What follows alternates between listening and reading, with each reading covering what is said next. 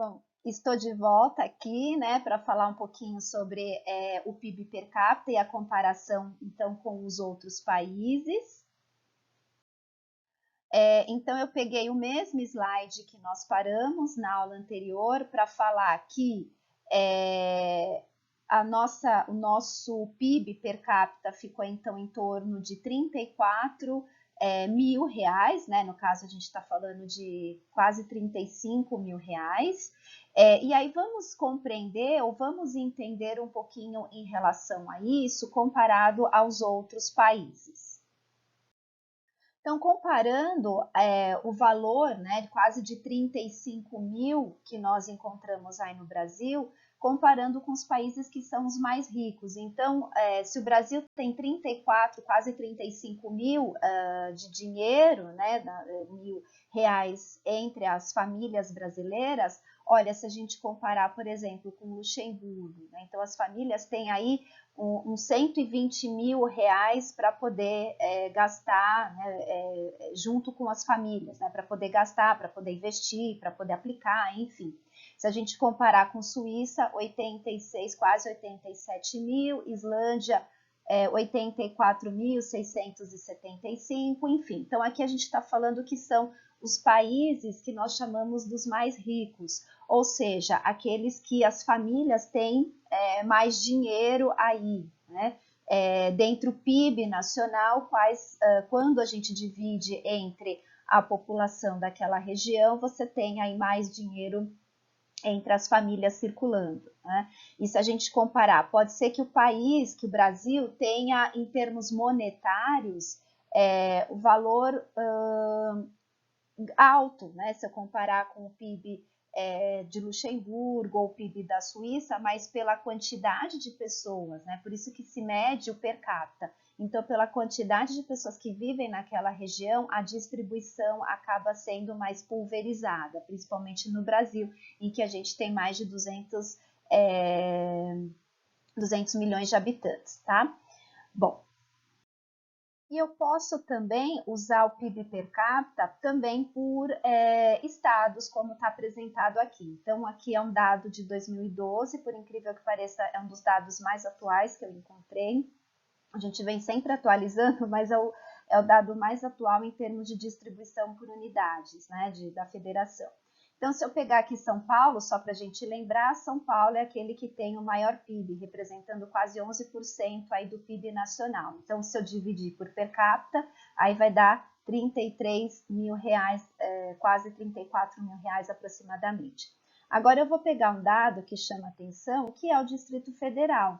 O Distrito Federal, pelo fato da população não ser tão grande, né, na região, a população é menor comparado de São Paulo, e praticamente é uma população que ganha bastante dinheiro, né, aí o PIB per capita dá em torno de 64 mil, quase 65 mil reais. Então, essa informação que a gente consegue ter também com o PIB. E quais são as fontes aí de promoção de um crescimento econômico? Então, o que a gente precisa entender? Crescimento econômico, ele está relacionado com renda, ele está relacionado com melhora dessas transações econômicas de vendas de produtos, de vendas de serviços, então ele está relacionado com isso. Então, isso tudo está atrelado aí ao emprego. Então, quando eu falo para vocês que um dos objetivos da economia é realmente gerar emprego, o objetivo, né, da economia, a partir do momento em que eu gero emprego, eu gero renda e eu começo a melhorar o crescimento econômico. Né, começo a melhorar a quantidade de dinheiro que circula no país. Né? Então, é isso que se preconiza, é isso que se quer dentro da macroeconomia. Naquele período em que o Brasil, né, em 2015, 2016, em que o Brasil não teve crescimento, pelo contrário, uma queda, o índice de desemprego era bem alto. Né? Então, foi a números aí bem drásticos em relação à questão do desemprego. Tá? E quando, né, eu começo a melhorar? Então, quando eu só tenho a questão do emprego, mas também quando eu aumento a melhora, né, quando eu melhoro a qualidade da minha mão de obra, melhoro como? Né? Com programas de educação, com treinamentos, com especializações. Então, quando eu consigo melhorar não só do emprego, mas eu melhoro, eu capacito essa minha mão de obra, eu consigo realmente promover um crescimento econômico.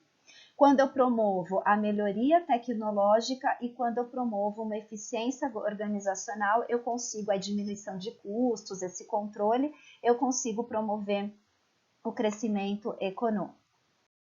E como que o Brasil, né? A gente percebe que o Brasil ele apresenta aí um bom dinheiro circulando, né? 7 trilhões aí circulando no país, então é bastante dinheiro, só que a gente também tem uma população muito grande, então quando se divide em per capita, isso acaba aí pulverizando. Mas qual que é o grande problema? Qual que é a realidade do país? A gente tem até emprego, mas nós não temos pessoas que são tão capacitadas assim, né? Então, a gente fala, né, que é um capital humano que tem baixos níveis de renda. Então, por quê? Quanto mais capacitado ele for, mais renda ele vai ter, né? Essa é a tendência. Se ele não é tão capacitado, ele não consegue aí gerar uma renda tão alta. Ele pode até estar empregado, mas ele não tem aí altos rendimentos. Bom, e aí o que acontece? O que sobra do salário, então se paga uma série de contas e o que sobra é insuficiente das famílias brasileiras, é insuficiente para investir na sua própria educação, na sua própria capacitação. Além disso, nós temos o problema da criança que uma parte ela vai ser desviada aí para o trabalho, então ao invés de eu investir no estudo dessa criança, justamente porque é de fundamental importância que a criança estude, ao invés de eu investir, pelo contrário, né? Eu tenho aí o desvio dessa mão de obra, né, no caso aqui do estudante, como mão de obra, né? Então, e aí é uma mão de obra que não vai ser qualificada, vai fazer subempregos, né? Vai trabalhar de emprego informal, então não é isso que a gente espera. E aí, quando for um profissional adulto, não foi capacitado o suficiente para ter um bom salário, tá? E, além disso, para o governo é difícil ele distribuir da maneira mais correta, uma vez que os recursos são limitados. Ou seja, ele tem um dinheiro suficiente, um recurso lá, o dinheiro suficiente para aplicar em rodovias, para aplicar em educação, para aplicar em saúde. Então, ele tem essa quantidade de dinheiro disponível a partir dos impostos. E só que, dentre esses recursos, acaba sendo limitado. Então, ele não consegue destinar 100% à saúde, né? Uma parte desse dinheiro é destinado à previdência. Então, mais para frente, a gente vai falar também um pouquinho a respeito da previdência, né? Qual é o impacto que isso vai ter, isso lá um pouquinho mais para frente das aulas. Então, quer dizer, são complicações em que o país ele pode até apresentar bom dinheiro, bom rendimento, mas a gente percebe que a per capita acaba sendo pulverizada e que ainda falta muito para o país apresentar aí grandes crescimentos econômicos. Então, e o PIB, na verdade, só para a gente resumir, ele é uma medida que avalia um pedaço da atividade econômica. E a partir do PIB, a gente não consegue entender como é que acontece a distribuição de renda, a questão da educação, a questão da saúde. Então, a gente não consegue avaliar setores de qualidade de vida dessa população. A gente só consegue mensurar aí a parte monetária, a parte de rendimentos de maneira geral da população brasileira. E para finalizar, vou apresentar para vocês o impacto do coronavírus na economia global. Então, a gente está enfrentando uma pandemia do coronavírus, né? Tanto é que todo mundo está em casa, não é novidade para ninguém. Só que será que isso vai gerar um impacto para a nossa economia? Vai, gente, vai gerar um impacto.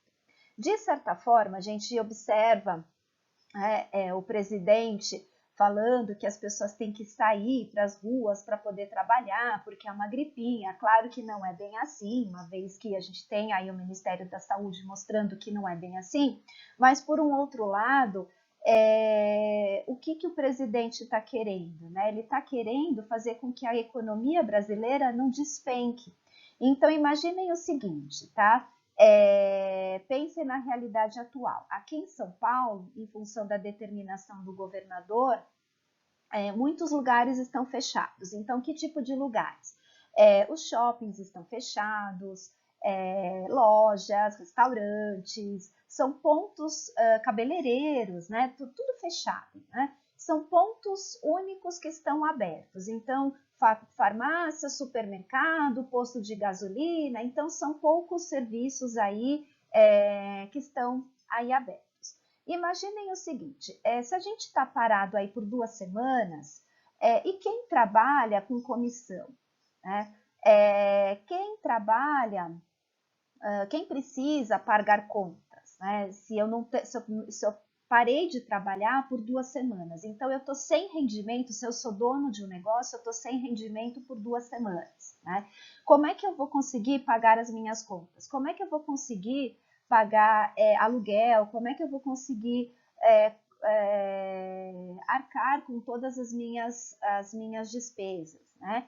Então, esse é o grande problema. Então, muitos lugares estão sofrendo muito, né? Então, não só os próprios trabalhadores, mas muitos lugares. E a gente conversa aí com alguns empresários, e os empresários vêm falando que a questão do coronavírus, o fato de ter que se fechar, vai gerar impacto sobre a empresa.